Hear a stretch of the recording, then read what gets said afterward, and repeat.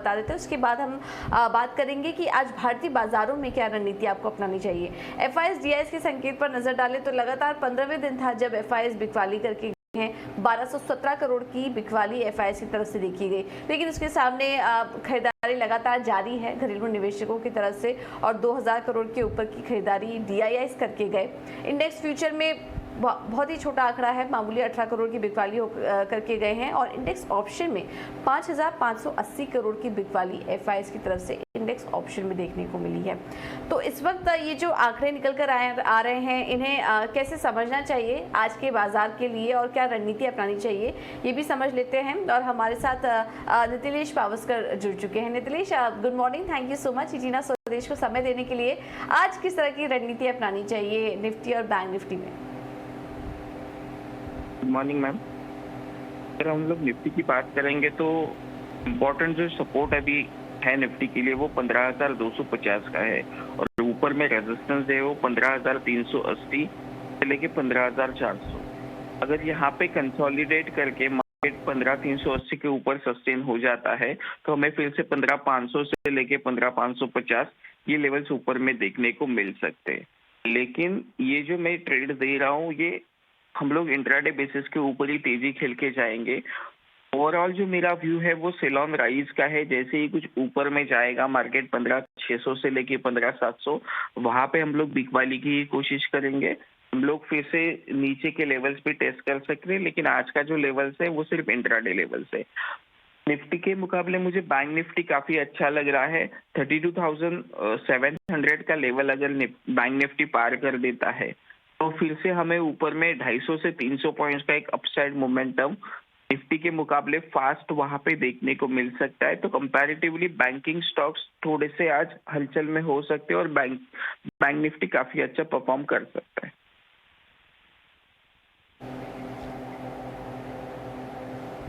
Alright, ठीक है। तो बैंक निफ्टी काफ़ी अच्छा परफॉर्म कर सकता है निफ्टी के मुकाबले, वहाँ पर आप खरीदारी करके चल सकते हैं। लेकिन निफ्टी जो है उतार चढ़ाव बना रहेगा, एक दायरा आपको दे दिया गया है और सेल ऑन राइज की रणनीति अपना के चलिए। ऊपर की तरफ जो लेवल्स दिखाई दे रहे हैं निफ्टी के लिए इम्पोर्टेंट वो है 15,380 से 15,400। अगर उसके आसपास जाता है तो फिर से एक सेलिंग प्रेशर देखने को मिल सकता है निफ्टी में। बैंक निफ्टी के लिए भी आपको रणनीति सुझा दी गई है।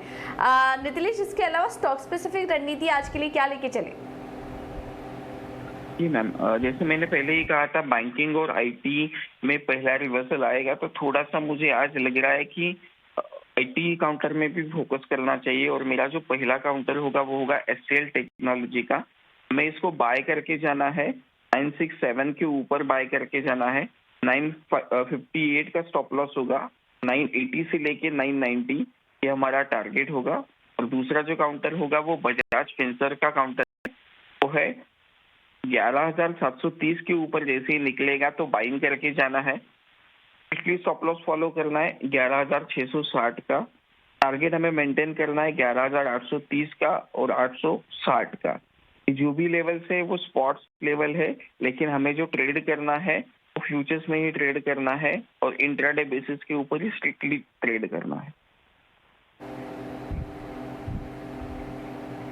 ठीक है, तो इंट्राडे पर ही फोकस रखिए, पोजीशन को कैरी फॉरवर्ड करने की ज़रूरत नहीं है क्योंकि जिस तरह का मार्केट है सभी एनालिस्ट यही सुझा रहे हैं इस वक्त आपको कि इंट्राडे ट्रेड पर ही फोकस करिए और स्टॉप लॉस ज़रूर लगाइए। बहुत बहुत शुक्रिया नितिलेश जी सारी जानकारी देने के लिए। तो बैंक्स और आईटी शेयरों में आज रिवर्सल देखने को मिल सकता है। बैंक्स एनबीएफसी में, इसमें एचसीएल टेक में खरीदारी करने की राय आपको दी जा रही है आज के लिए।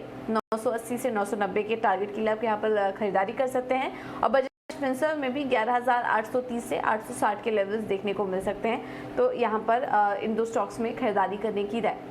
लेकिन इनके अलावा भी कुछ और भी अन्य ट्रेडिंग कॉल्स हैं जो कि हम आपको आगे बताएंगे इंट्राडे के लिहाज से, जहां पर क्या आपको नजर रखनी है। चलिए, ये तो हुई मार्केट की बात, लेकिन अब समझ लेते हैं कि कमोडिटी मार्केट में आज किस तरह से ट्रेड ले सकते हैं। और एसएमसी ग्लोबल की वंदना भारती हमारे साथ जुड़ चुकी हैं। वंदना, गुड मॉर्निंग, समय देने के लिए बहुत बहुत शुक्रिया आपका। क्या करना चाहिए आज कमोडिटी मार्केट में? और शुरुआत सबसे पहले सोने चांदी से करते हैं। आप देख रहे हैं काफी दायरे में कारोबार करता हुआ नजर आ रहा है, तो किस तरह की रणनीति लेनी चाहिए यहाँ पर सोने चांदी में? गुड मॉर्निंग पूजा। काफी वोलेटिलिटी है और सोना चांदी उस हिसाब से काफी दायरे में यहाँ पर ट्रेड हो रहा है और देखा जाए तो दोनों साइड की जो मूव है वो आ रही है, लेकिन ओवरऑल पूजा जिस तरीके से रिस्कियर एसेट से पैसे जा रहे हैं और वहाँ पे करेक्शन आ रहा है, तो यहाँ पे मुझे नहीं लग रहा कि बहुत शार्प फॉल एक सोने में एक नीड ऑफ रिएक्शन आया था बुलियन काउंटर, लेकिन मुझे लग रहा है कि अब थोड़ा सा यहाँ पे संभलता हुआ नजर आएगा, बहुत ज्यादा अपसाइड नहीं है। मैं बाई साइड में ही रहना चाहूंगी, मुझे लग रहा है कि कंफर्मेशन आए तो ही जाके यहाँ पे बाइंग करनी चाहिए। 50,850 के करीब सोना आता है तो मेरे ख्याल से यहाँ पे बाइंग करनी चाहिए 51,100 के लक्ष्य के लिए। स्टॉप लॉस यहाँ पे 50,725 रुपए का लगाना चाहिए। सिमिलरली मुझे लग रहा है यहाँ पे पूछा कि सिल्वर में भी आज 400-500 रुपए तक का जो एप्रिसिएशन है वो देखने को मिलेगा और जिस तरीके से पैसे यहाँ पे इसके एसेट में एक दबाव देखा जा रहा है और अगर डॉलर इंडेक्स में थोड़ा सा भी ऊपरी लेवल पे थोड़ा सा भी अगर रेजिस्टेंस फेस करता है तो उसका एक फायदा जो है वो बुलियन काउंटर को मिल सकता है।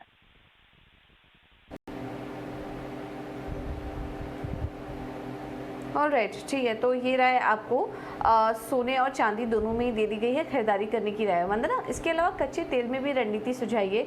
आज हम देख रहे हैं कि $115 के लेवल्स दिखा रहा है ब्रेंट क्रूड।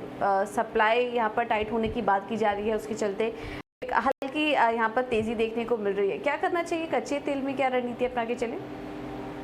जी पूजा, देखा जाए तो 80% राइज हम लोगों ने आता हुआ देखा है यहाँ पे बढ़त, अगर हायर साइड से इसको कैलकुलेट करें और जो टॉप है उससे 19% करीब यहाँ, उससे ज्यादा यहाँ पे इनफैक्ट एक करेक्शन जो है वो लगभग उतना देखने को मिला है। तो मेरे ख्याल से यहाँ पे जो प्राइसेस है ऊपर की तरफ वो सस्टेन करने चाहिए, यहाँ पे बहुत ज्यादा शार्प फॉल नहीं आना चाहिए क्योंकि डिमांड डिस्ट्रक्शन अभी आने शुरू नहीं हुए हैं जो हायर प्राइसेस की वजह से होता है।